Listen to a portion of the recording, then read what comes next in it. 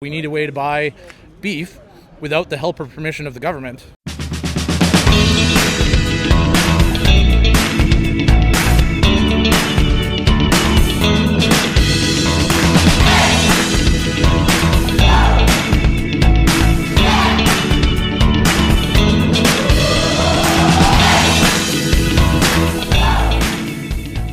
So we are here at BTC Helsinki, and I've run into an old friend of mine, Mr. Dave Bradley here. How's it going, man? Good, how are you?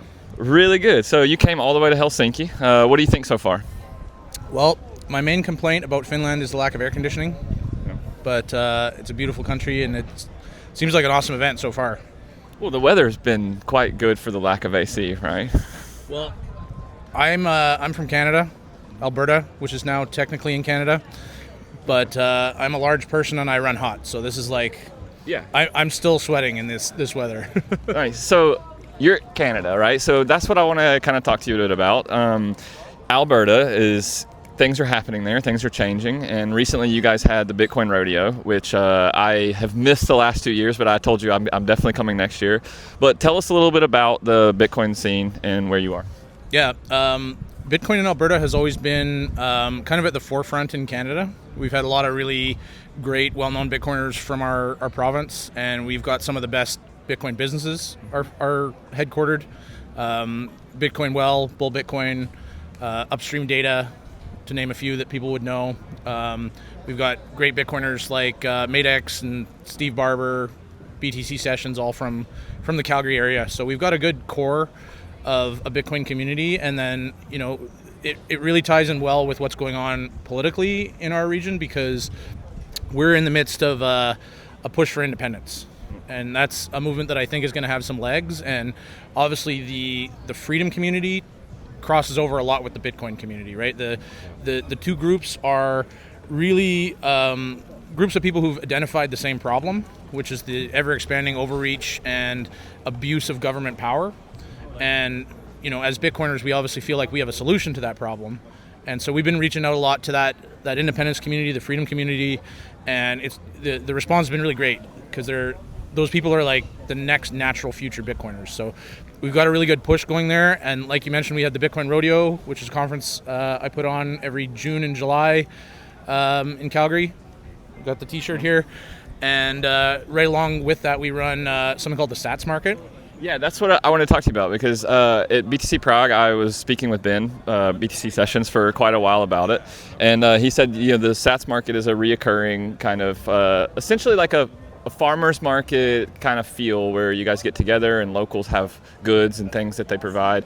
And I was really surprised that the Bitcoin Rodeo this year, I saw Sats Market said, well, there's Sats Market every day of the week on Vexel, right? So have you used Vexel much? I have. I haven't had success with Vexel yet. Okay.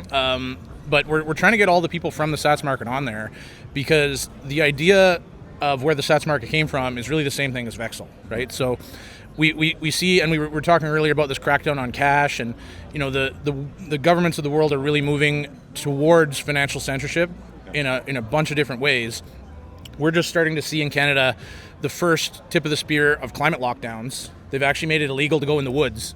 Yeah, in Nova Scotia, right? Yeah, it's complete madness. And so the high likelihood is that these people will not stop their attempts to crack down on us, right? And so we were talking, this is Ben and I, a couple of years ago now, and we were just coming out of COVID and thinking about, like, what if the government starts to limit our ability to buy beef, for example? That's a huge thing for me personally. That's a huge thing in our culture in Alberta. We love beef. We eat a lot of beef, and the climate alarmist retards inevitably will want to crack down on our ability to consume beef. And so the next logical step is, okay, well, we need a way to buy beef without the help or permission of the government, namely without fiat. So no KYC beef is what we're getting at. Yeah. Yeah, exactly. No KYC beef. And right now we still have the use of cash. We could be buying beef with cash.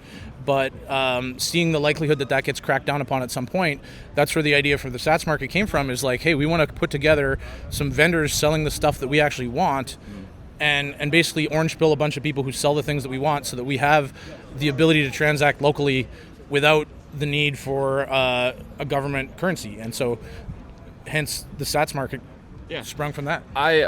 We have a community manager that he's in Vancouver, Michael the Groot, and Michael's awesome, and he's really done a fantastic job establishing his local community there. But we've started to see it growing out. But because I'm friends with Michael and we're contacts on Vexel, I can start to see some of the things happening. And one of my favorite ads that I've seen so far on Vexel is it says plumbing and heating services, and it's in Canada. And to see how you start to build out local circular economies, like when I'm looking for a plumber, of course I'm going to look for one that is a Bitcoiner. That really starts to shape out, well, look who my friends are and how can we grow this. And as we talked about earlier off camera, everything starts local. We have to build these local economies because those are the people that I live with, that I trust, that I am in cooperation with. So do you see that happening where you are really? I mean, are people using Bitcoin as a means of exchange? Yeah, 100%. So we had the last SAC market, right, before the Bitcoin rodeo. I think we had 60 or so vendors and all kinds of walks of life. There's a lot of obvious stuff like farmers and ranchers and whatnot selling. There's probably like 3 competing beef jerky sales guys, which is great. Lots of homemade products like that that people are selling. But we do have there's a guy. I'll give a shout out to Eli, the Bitcoin plumber. That's how he markets himself, and he's a great plumber. I know several people who've used his services, and you're right that you can actually trust a business more if you know that they're a Bitcoiner in the first place, right? Because you know that you're ideologically aligned on a lot of things. You know that they're going to be less likely to take shortcuts. They're going to be less prone to short-term thinking. And they're going to be less likely to screw you over because they're part of the community and they want to continue to be part of the community and reap that benefit. And so the benefit of using Bitcoin in the circular economy is not just the freedom that you gain by not using the government currency, it's the community that you gain by meeting all these like-minded people. Yeah, well, to me, that's exactly it, right? Is of course, we are Bitcoiners, so we believe in proof of work, low time preference, and value for value. So what I look at is when I hire somebody who work is, a Bitcoiner definitely understands me more, and I would rather cooperate with them. And also to keep that Bitcoin in my, friends group. That's what I want, So, of all the events, and I know that you have Bitcoin Rodeo, but we travel a lot. I've seen you from everywhere, from Madeira to Prague to all these places. Why do we keep coming to these events if we start seeing the same people over and over? Yeah, I mean, I for example, decided to come to Finland because talking to Knut and Luke, and they came out to my event and invited me here, and it was like, you know what? This is probably going to be a great conference based on who's organizing it, but also just I've never been to Finland, so. For me, going to conferences, partly I pick places where I want to go, and then you can kind of you can tell which ones are going to be the best ones. And the real Bitcoin conferences are obviously a lot better than the big Vegas conference and the NFT ordinal conferences and all the shitcoin conferences that are basically just a pile of scams.